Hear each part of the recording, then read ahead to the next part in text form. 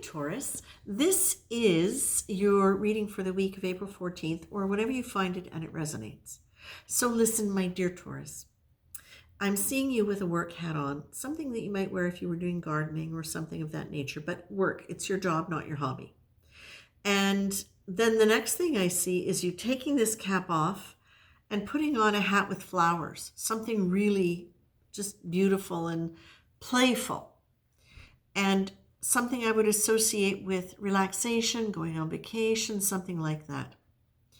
And the message that I'm getting with this is, okay, now there's a very, very strong divine presence here with me as I'm talking to you. And the thing is, Taurus, a lot of you have had a real dedication to, if not God specifically, a set of high moral values, spiritually, higher conscious values, awareness of nature, the environment, something that was really important for you in terms of a structure that created parameters within which you lived and behaved and felt proud of or felt good about.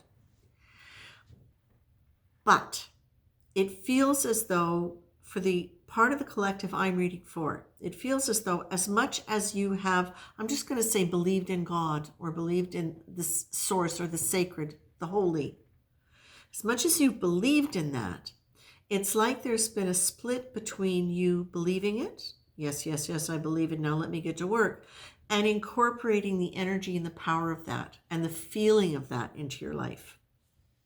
And what I feel is when you take the hat off is, even though it looks frivolous, what you've actually done, what you actually do is you open up your energy in a way where you do integrate that. It's like it really is a natural part of you.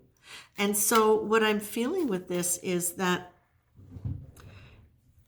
it's part of what this is about is learning to discipline yourself to do those things that take you out of I will accomplish mode and into the understanding that there is a greater power, that there is a force bigger than you, that knows better than you, and that it's just asking.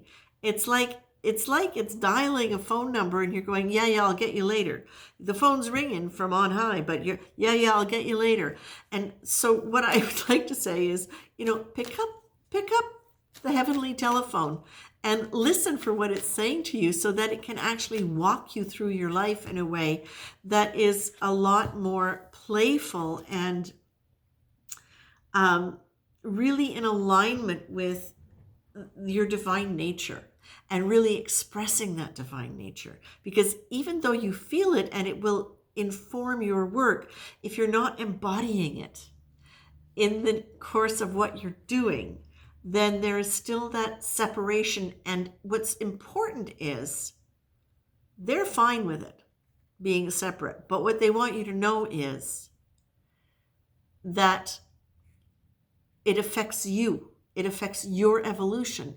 It affects your growth of consciousness to allow that disconnect to be there.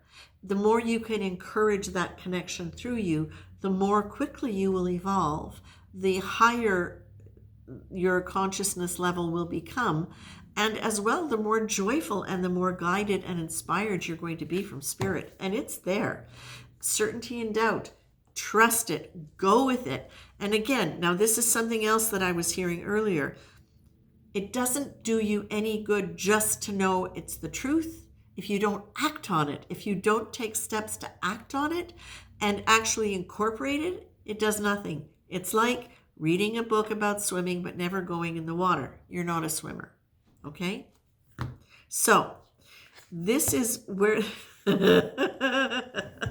Yes. Okay. So, forgiveness, expansion, no judgment, no opinion, no criticism. Just do your best. Those are the kinds of things. Moving into a state of forgiveness. This is what they're saying. Moving into a state of forgiveness where you understand that we're all here to learn and grow and embrace that community and that humanity. And really work at suspending opinions, especially negative opinions, but even the ones that you have now that say, No, I must work. I must get this done. And then I'll relax. I went out with a guy once who said, no, I'm just going to work like crazy and do what I need to do. And then after I'm rich, I'll develop my spirituality. Yeah, I don't know if he's still alive. Anyway, there you go. Get out of worry, get out of shame. These are two energies that can pull you down. It's almost as though sometimes that energy, because worry is based on fear, right? And shame is very fear-based as well. So if you've got any of that resonating in you, that might be something to take a look at if that's pulling you down, or if you're having a hard time getting into that expansive quality. I know you've got the capability, and I've seen it in some of your readings already, that you have moved into segments of that, pockets of that, and that you are continuing to move that way. So if worry and shame is coming up for you today, then I would say look at forgiveness, look at humility, look at disciplining yourself to do the things that you know work. It's no good saying, yes, I know eating a salad is going to give me much, much, much better digestive and elimination. Because if you don't eat the salad, you're not going to have better elimination. Okay, trust me, I know. All right, that's it, my friends. Eat your salads. Answer the phone from heaven. Take the call, okay? Take care, Taurus.